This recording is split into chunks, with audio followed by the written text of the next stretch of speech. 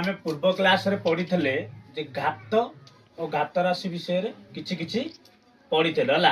तो आज पढ़िबा घातांकीय नियम। कोन पढ़िबा? घातांकीय नियम। घातांकीय नियम फास्ट रूल देछि कोन? सम आधार विशिष्ट घात राशि मानकर गुणन। कोन देछि?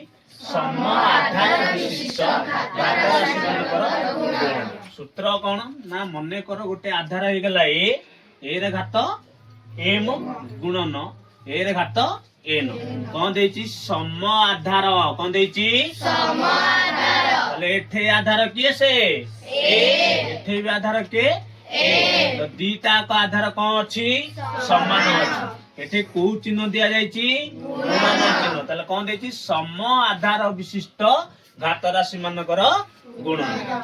बुझी पाइला ना बुझी पाइलनी? ताले सूत्र कोन ना जदी आधार समान थिबो, आधार समान थिबो, आधार समान थिबो, कोन थिबो? आधार समान थिबो। आधार समान थाई कि गुणा हेइतले, आधार समान थाई कि गुणा हेइतले घात मिसिबो, घात मिसिबो। आधार समान थाई कि गुणा हेइतले कोन बा? घात मिसिबो। सूत्र कोन ना a m plus n to the power m plus n माने अर्थ आधार समान होला तो घात कोन हबो? मिसिबो। आधार समान थाई कि गुणा होइतले घात कोन हबो? मिसिबो। तो उदाहरण द गोटे मने करो 2 रो घात 5 गुणन 2 रो घात 3 अछि। 2 रो घात 5 गुणन 2 रो घात 3 अछि। एठे आधार कोन अछि? समान अछि। आधार कोन अछि? समान अछि। आधार समान थाई कि गुणा हेतले घात कोन हबो? मिसिबो। एठे मिसा 2 रो घात 5 प्लस 3 इक्वल टू 2 रो घात 8 इक्वल टू 2 रो घात 8। जानि पाइलो? जानि पाइलो। जानि पाइलो ना जानि पाइलोनी? जानि पाइलो। तो आ गोटे उदाहरण दबा पढ़ कि ना। सूत्र ए र घात एम गुणन ए र घात एन गुणन ए र घात पी। ए र घात एम गुणन ए र घात एन गुणन ए र घात पी। जेड बड़ होउ ना काहे कि आधार एका अछि। कोन अछि? आधार एका अछि। गुणन अछि। कोन अछि? गुणन। ओ कहला आधार एका थाई कि गुणा हेतले कोन हबो? घात मिसिबो। ताले a to the power m plus n plus p. जानि पाइलो? तो बड़ उदाहरण करिवा 4 घात 6 गुणन 4 घात 3 गुणन 4 घात 2। आधार कोन अछि? एक समान अछि। ताले घात कोन हबो? मिसिबो। को चिन्ह अछि?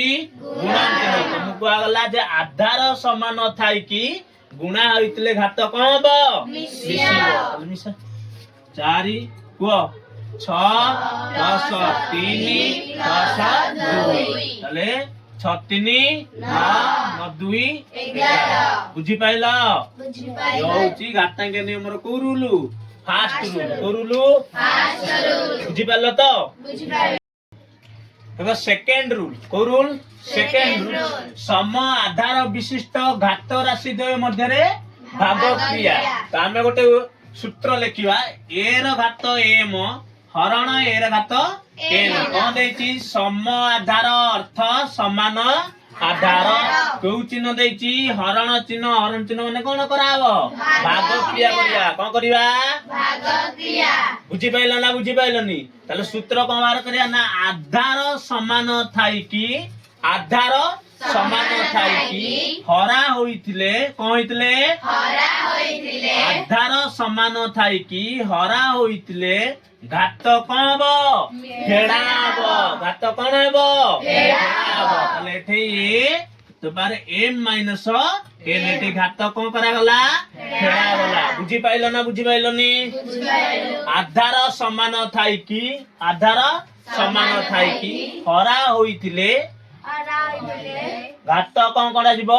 फेडा जिवो। घात कोन करा जिवो? फेडा हबो। उदाहरण नबा हमें 5 र घात 3 5 र घात 3 हरण 5 र घात ଦୁଇ ଏଠି ଆଧାର କଣ ଅଛି ସମାନ ଅଛି ଆଧାର କଣ ଅଛି ସମାନ ଅଛି ଘାତ କଣ କରାଯିବ ଫେରାଯିବ କାହିଁକି ଘାତ ଫେରାଯିବ ନା ହରଣ ଚିହ୍ନ ଅଛି କୋଉ ଚିହ୍ନ ଅଛି ଆଧାର ସମାନ ଥାଇକି ଯଦି ହରା ଯାଇଥିବ ତାହେଲେ ଘାତ କଣ କରାଯିବ ଫେରାଯିବ ଲେଖିଦିଅ ଆଧାର ଯେମିତି ରହିବା କଥା ସେମିତି ରହିଲା ତ 3 ରୁ 2 ଫେରାଯିବ ଘାତ କେତେ ହେଇଗଲା 5 ଘାତ 1 ବା 5 ମନେ ରହିଲା ନା ମନେ ରହିଲା ନାହିଁ ସେଇ ପ୍ରକ୍ରିୟାକୁ ଆମେ ଆଉ ଗୋଟେ ପ୍ରକ୍ରିୟା ମଧ୍ୟ ଲେଖି ପାରିବା ସେଇକୁ ଆମେ କେମିତି ଲେଖି ପାରିବା ଆଉ ଗୋଟେ ପ୍ରକ୍ରିୟା ମାନେ ଆମେ ଆକୁ ଲେଖୁଛେ ଏ ର ଘାତ m ହରଣ ଏ ର ଘାତ n ତାକୁ ଆମେ ଏମିତି ଲେଖି ପାରିବା ଏ ର ଘାତ m ବିଭକ୍ତକ ଏ ର ଘାତ n ଇକ୍ୱାଲ ଟୁ ଏ ର ଘାତ m ମାଇନସ